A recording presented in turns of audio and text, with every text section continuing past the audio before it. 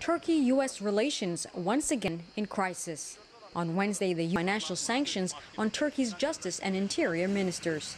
The sanctions are being issued under the Global Magnitsky Act of 2016, which allows the U.S. government to sanction foreign government officials implicated in human rights abuses. There is no credible evidence. The trigger for the sanctions was Turkey's refusal to release American pastor Andrew Brunson, who was sent to prison in July 2016 and transferred to house arrest last week due to health reasons.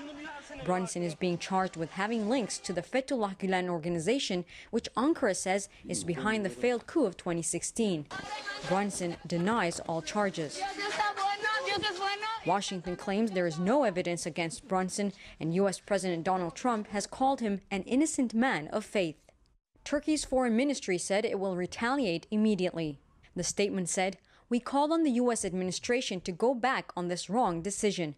An equivalent response to this aggressive attitude will be given without delay." 4 Turkish political parties also have issued a joint statement supporting the presidency, saying it had the right to give the necessary response to the United States based on the principle of international reciprocity.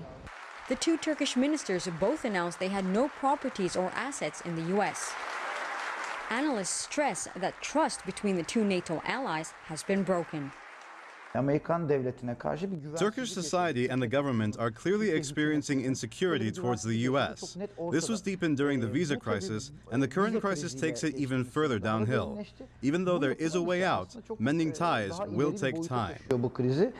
Following the news, the Turkish lira also took a hit, reaching a record low against the U.S. dollar.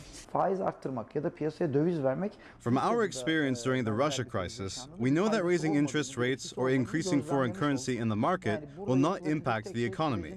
The only thing to do is to wait for the situation to cool down and wait for the effects to disappear following diplomatic efforts.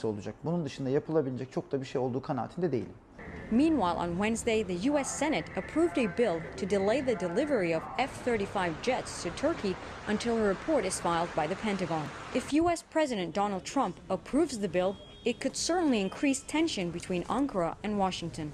Michal Bardavid, CGTN, Istanbul.